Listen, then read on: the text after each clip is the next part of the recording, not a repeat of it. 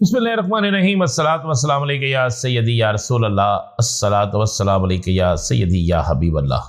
तमाम सुनने वालों को मेरा सलाम। मैं हूँ राना अज़ीम और आज आपको बड़ी अहम तरीन खबर देने जा रहा हूँ। आखिरकार वही हुआ जिसका डर था।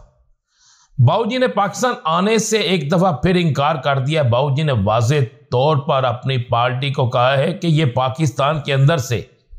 वफाकी वज़ीर दाखिला के बयानात से मुझे लगता है कि मैं फिर जेल जाऊंगा। अब जेल जाना बाऊजी की छेड़ बन चुकी है और बाऊजी किसी सूरत में भी जेल नहीं जाना चाहते।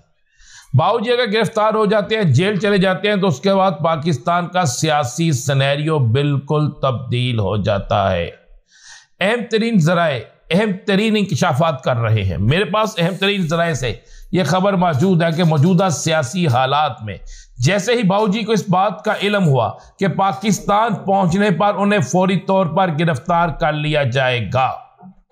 क्योंकि वज़ीर दाखिला ने यह वाज़ेह तौर पर बयान दिया कि अगर जमानत हो जाती है तो ठीक है, अगर जमानत नहीं होती तो जहाज के अंदर से गिरफ्तार कर लिया जाएगा। अब कानून और आइन के मुताबिक वकला, सीनियर तरीन वकला कहती हैं कि जो शख्स कैदी होता है, इश्तिहारी होता है और उसने आकर अदालत में पेश होना होता है और अपने मुकदमात का सामना करना होता है और एक से जायद केस में वो इश्तिहारी हैं, एक से जायद केस में उन्हें सजा हुई है, तो किस तरीके से उन्हें इंटरिम बेल या प्रोटेक्शन बेल मिल सकती है? दोनों चीजें उन्हें किसी सूरत में नहीं मिल सकती।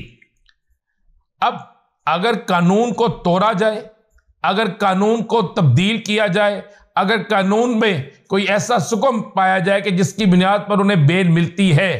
तो फिर भी मियां नवाज शरीफ यानी बाऊजी को जलसा करने की कानूनी तौर पर इजाजत नहीं होगी, क्योंकि वो एक इश्तिहारी भी है, सजा याफ्ता भी हैं। उन्होंने अगर इंटरिम बेल ले भी ली, अगर प्रोटेक्शन बेल ले भी ली, तो वो अदालत में अपने आप को सरेंडर करने के लिए होगी, ना कि मीनारे पाकिस्तान पर जाकर जलसा कर कर तकरीर करने के लिए होगी। अब बाऊजी को पता चला कि पाकिस्तान के अंदर सियासी हालात बदलने लगे और जैसे ही सियासी बदलते हुए हालात नजर आए तो मेरे पास बड़े अहम तरीन ज़राए से खबर यह है कि बाऊजी ने फौरी तौर पर ये कहना शुरू कर दिया है कि नहीं भाई, जब तक मामला दुरुस्त नहीं होते उस वक्त तक मैं पाकिस्तान नहीं जाऊंगा। हालांकि बाऊजी ने अपनी मनपसंद के कई सहाफ़ियों, कई अहम तरीन रहनुमाओं की टिकटें भी अपने साथ एक ही जहाज़ में करवा रखी हैं और साथ में बाऊजी ने एक और शर्त रख दी है कि सिर्फ यही नहीं कि मैं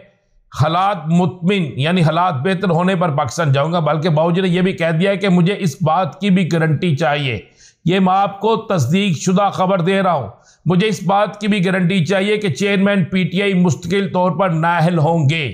और वो किसी सूरत में ना इलेक्शन लड़ सकेंगे और ना ही किसी सूरत में इलेक्शन कैंपेन पे नजर आएंगे, क्योंकि बाऊजी को इस बात का इल्म है कि अगर इलेक्शन कैंपेन पे चेयरमैन पीटीआई नजर आते हैं और निकलते हैं तो फिर किसी जगह भी मुस्लिम लीग नून के लिए जीतना मुमकिन नहीं होगा। 1.5 साल उनकी दौरे हुकूमत में जो उनकी एक बिल्कुल इत्तेहादी जमातों के साथ मिलकर हुकूमत थी और जिसके ताने बाने चाने हर चीज़ जो थी जो बाऊजी की हदायत पे होती थी, तो उसके बाद आवाम के अंदर जो गमो गुस्सा है, जो महंगाई का सैलाब है, जो गरीब आदमी भूख से मर रहा है, बिजली के बिलों से लेकर बेरोजगारी तक, बिलों के बंद होने से लेकर इंडस्ट्री की तबाही तक, महंगी अद्वियात से लेकर स्कूलों की महंगी तरीन किताबों तक, हर मामले पे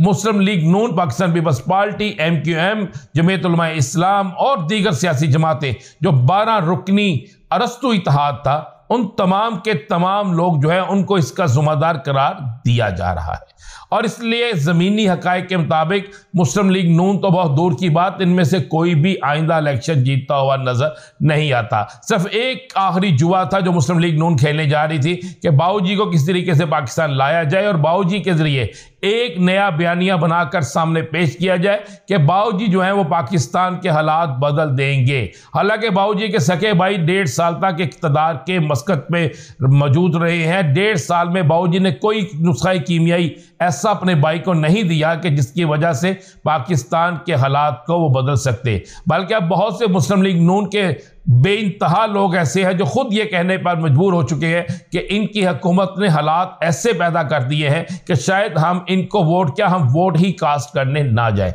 अब मियां साहब की तरफ से नई डिमांड आने के बाद एक उनकी डिमांड के चेयरमैन पीटीआई जो है मुस्तकिल तौर पर नाअहल हो, दूसरी डिमांड के जनाब उन्हें पकड़ा ना जाए।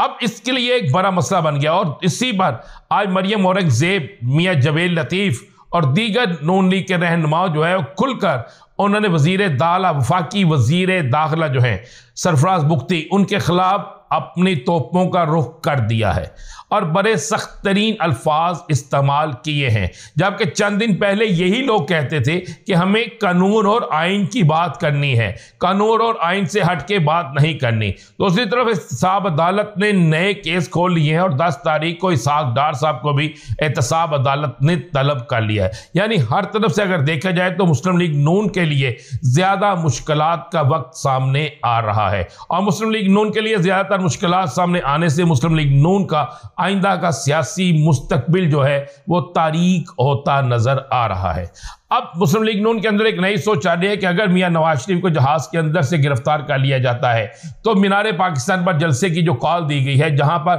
پورے ملک سے یہ لوگوں کو اکٹھا کر رہے ہیں، اربوں روپیہ خرچ کیا جا رہا ہے، اس اربوں روپے کی بینر لگائے جائیں گے، ٹرانسپورٹ ارینج کی جائے گی، کھانے کا ارینج کیا جائے گا اور دیگر معاملات کیے جائیں گے، تو پھر وہاں سے آنے والے کارکن جو ہے کہیں ایسا نہ ہو کہ متشل ہو جائے اور وہاں پر ہنگامہ رائی شروع ہو جائے، جس سے مسلم لیگ نون جو ہے وہ ایک نئی مصیبت میں پھنس جائے۔ اس لیے میاں نواز شریف کی واپسی اور مینار پاکستان جلسہ دونوں ابھی تک مشکوک بھی ہیں اور ابھی تک ان میں سے کوئی چیز بھی فائنل نہیں ہے۔ آج کے دن تک جس وقت آپ میرا یہ ویلاگ سن رہے ہیں اس وقت تک مسلم لیگ نون نے مینار پاکستان گراؤنڈ میں جلسے کی درخواست باضابطہ طور پر نہیں دی ہے۔ اس کا مطلب ہے کہ ابھی تک دال میں کچھ کالا ہے، ابھی تک معاملات کچھ اس طرف جا رہے ہیں کہ جس سے کچھ نہ کچھ غلط ہو رہا ہے۔ اسی خبر آپ کو دیتا چلو، بڑی اہم ترین خبر یہ ہے کہ اٹک جیل میں قیدی 804 نے واضح طور پر اٹک جیل سے جانے سے انکار کر دیا اور کہا ہے کہ میں یہیں پر ایڈجسٹ ہوں، میں یہیں پر ہی رہوں گا۔ حکومت کے لیے ایک بڑی مشکل بن گئی ہے، بڑی مشکل۔ اب یہ حکومت سوچنے پر مجبور ہو گئی ہے کہ آخر کیا وجہ ہے کہ جس شخص کو ہائی کورٹ کے آرڈر سے احکامات سے کہا جاتا ہے کہ اسے اڈیالہ جیل منتقل کیا جائے، لیکن وہ اڈیالہ جیل منتقل ہونے کی بجائے اب اٹک جیل ہی رہنا چاہتا ہے، اور اٹک جیل میں رہنے کو کیوں ترجیح دے رہا ہے؟ کہیں ایسا تو نہیں کہ اس کے پیچھے بھی کوئی نئی چیز ہے، اس کے پیچھے بھی کوئی نئی سوچ ہے؟ تو اس پر حکومت جو ہے انتہائی پریشان ہے، اور کئی لوگ جو ہیں،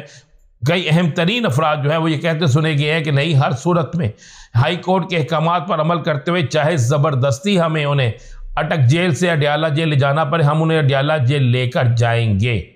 جبکہ پہلے یہ اٹک جیل اس لیے لے کر گئے تھے، ان کے ذہن میں تھا کہ اٹک جیل کے اندر سخت ترین حالات ہیں اور ان سخت ترین سیکیورٹی اور حالات کی وجہ سے اٹک جیل کے اندر انہیں رکھیں گے، لیکن اب وہ خود اٹک جیل میں رہنا چاہ رہا ہے، قیدی نمبر 804، تو یہ انہیں ہر صورت میں اٹک جیل کی بجائے اڈیالہ جیل لے جانا چاہتے ہیں۔ یہ ایک نئی بحث شروع ہوگی۔ اب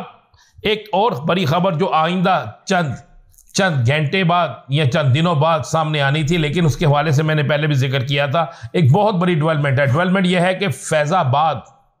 دھرنا کیس، اس دھرنا کیس کے حوالے سے کہا جا رہا تھا کہ بڑی اہم ترین ڈیولپمنٹ ہو سکتی ہے، بڑی اہم ترین اس پہ پیش رفت ہو سکتی ہے، بڑے اہم ترین چیزیں اس پہ سامنے آ سکتی ہیں اور کئی لوگ اس کے زمرے میں آ کر پھنس سکتے ہیں۔ لیکن اب پتہ چلا کہ انٹیلیجنس بیورو کے